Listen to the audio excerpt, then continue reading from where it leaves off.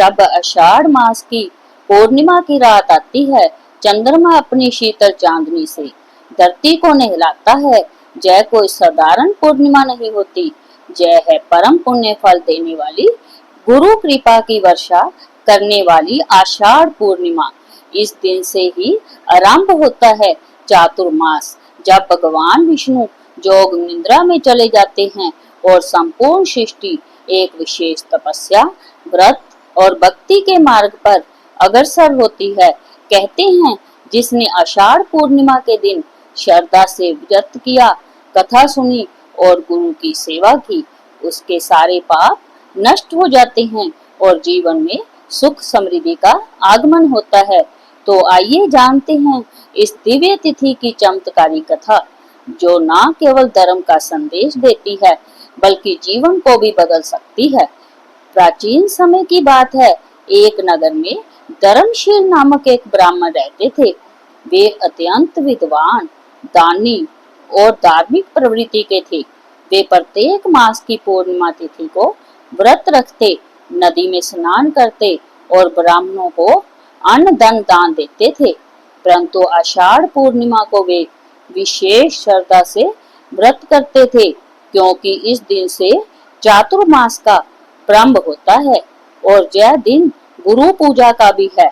एक दिन धर्मशील ने अपने पुत्र को व्रत के नियम समझाते हुए कहा, बस आषाढ़ मास का व्रत अत्यंत पुण्यदायक है।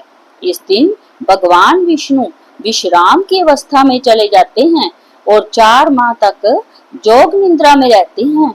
इस व्रत से पापों का नाश और मोक्ष की प्राप्ति होती है।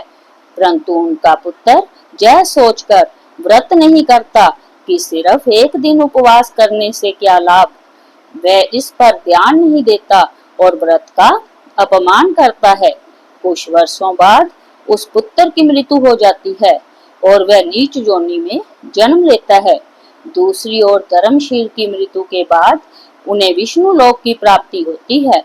वह पुत्र, जो अब एक दरिद्र और रोगग्रस्त मनुष्य के रूप में जन्मा था, एक दिन एक साधु के संपर्क में आता है। साधु उसे उसके पूर्व जन्म का कर्म बताते हैं और कहते हैं, यदि तुम फिर से आषाढ़ पूर्णिमा का व्रत श्रद्धा से करो तो तुम्हें इस जन्म में ही मुक्ति मिल सकती है। यह सुनकर वह व्यक्ति अत्यंत पश्चाताप करता है और आषाढ़ पूर्णिमा का व्रत करता है। अगले ही दिन उसके जीवन में सुख शांति लौट आती है और वह ईश्वर की भक्ति में लीन होकर मोक्ष प्राप्त करता है। व्रत करने वाला व्यक्ति इस दिन ब्रह्म मुहूर्त में उठकर स्नान करे, भगवान विष्णु और गुरु की पूजा करे, व्रत रखे, फलाहार या जल उपवास, संतों ब्राह्मणों को अन्न वस्त्र दक्षिणा दान करे, शाम को आरती व भजन कीर्तन करे, कथा श्रवण करे और प्रसाद बांटे। इस व्रत को करने वाले के सभी पापों का नाश होता है, रोग, दरिद्रता और मानसिक क्लेश दूर होते हैं, गुरु और भगवान विष्णु की कृपा प्राप्त होती है, मोक्ष का मार्ग खुल जाता है। आषाढ़ पूर्णिमा और गुरु पूर्णिमा की हार्दिक शुभकामनाएं। जय श्री हरि विष्णु। वीडियो को लाइक करें, शेयर करें और चैनल को सब्सक्राइब करना ना भूलें।